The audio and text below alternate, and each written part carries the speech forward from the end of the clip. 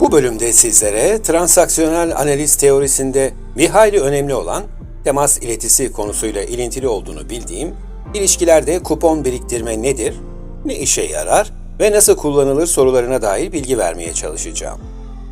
Bilindiği gibi temas bir ihtiyaçtır. Pozitif veya negatif olması bu ihtiyacın karşılanmadığı değil, bilakis karşılandığı anlamına gelir. Çünkü bireyin hangi ego durumunda hangi sürücülerle hareket ettiği, alınan ve verilen temas iletilerini etkiler. Dilerseniz bu konuyla ilgili yayınladığım TA'da temas iletileri bölümüne bir göz atabilirsiniz. Gelelim transaksiyonel analizde kuponlar konusuna. Aslına bakarsanız teorinin içinde böyle bir alt başlık yok. Yani TA'da kuponlar diye bir araştırma yapmaya kalkarsanız muhtemelen bir sonuca ulaşamayacaksınız. Bu konu biraz önce de değindiğim gibi temas iletileri başlığı altında işlenen bir kavramdır. Eskiden yani ben çocukken günlük gazetelerin belli sayıda kupon karşılığında verdiği çeşitli objeler, kitaplar, ansiklopediler olurdu. Belki de bazılarımızın evlerinde bu objelerin bir kısmı hala bulunmaya devam ediyordur. Kim bilir? Bu nesnelerin elde edilmesi için her gün bıkmadan, usanmadan ilgili gazetenin kupon sayfaları itinayla kesilir ve gerekli sayıya ulaşana kadar biriktirilirdi. Nihayet o malum gün geldiğinde ise çoğunlukla büyük bir hayal kırıklığına uğrasak da her seferinde bu tongaya düşer, bir sonraki elde edilecek şey her neyse bu kez de onun için kupon biriktirmeye başlardık. Bir dönem ülkemizde bu kuponları biriktirmek adeta kutsal bir kanun gibi düşünülür ve herkes hiç sektirmeden o gazeteyi alıp son kupona gelene kadar bitirmeyi bir görev vaat ederdi. Neyse, bu kadar nostalji yeter, öyle değil mi? Aranızda asıl konumuzdan uzaklaştığımı düşünenler olabilir. Lakin uzaklaştığım falan yok. Bilerek ve isteyerek anlattım bu nostaljik kupon biriktirme hadisesini.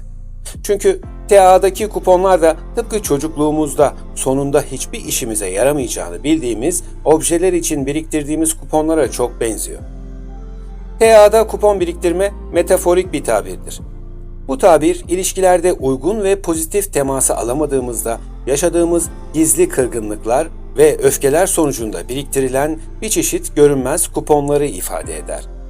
Karşılığı verilmeyen veya verilemeyen durumlarda kişi her olumsuz olayda bir kupon biriktirir.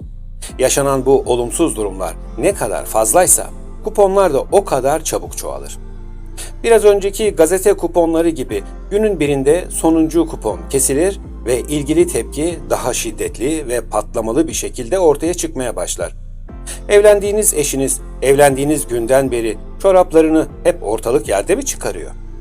Oğlunuz ya da kızınız her gün odasını topladığınız halde ertesi gün aynı odayı harpten çıkmış gibi mi buluyorsunuz? Her akşam binbir zahmetle yaptığınız yemeklere sürekli kusur üstüne kusurlar mı bulunuyor? İş veya okul arkadaşınız sevmediğinizi bildiği halde el şakası yapmaya devam mı ediyor? Patronunuz sizi her seferinde ve herkesin içinde beceriksizlikle mi suçluyor?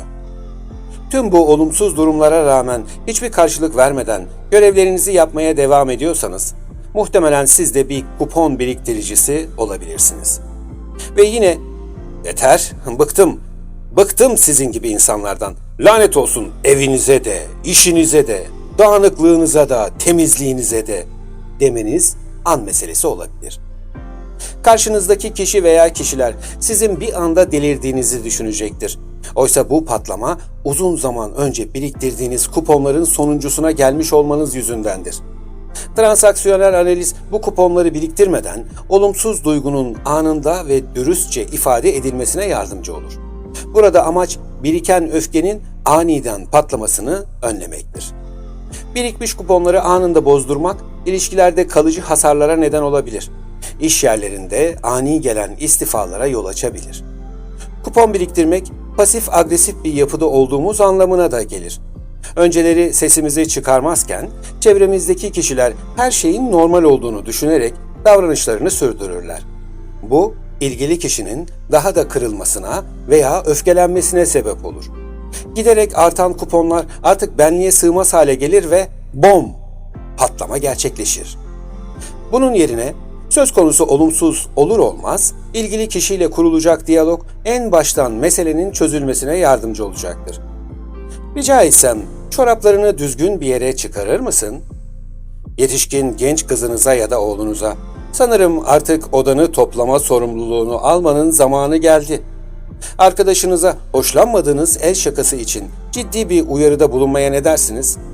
Patronunuzla şu herkesin içinde sizi rencide edici davranışlarını konuşmanızın zamanı gelmedi mi? Yaşadığınız olumsuzlukları, aman boş ver, benim için sorun değil, fazla abartmaya da gerek yok zaten şeklinde kendinize uyguladığınızda kuponlarınızın da birikmeye başladığını unutmayın. Bu bölümde birikmiş gizli öfke ve kırılganlıklar yüzünden biriktirilen kuponları anlatmaya çalıştım. Umarım ilginizi çekebilmiştir. Başka bir akıl fikir gezegeni bölümünde görüşünceye dek sağlıcakla kalın.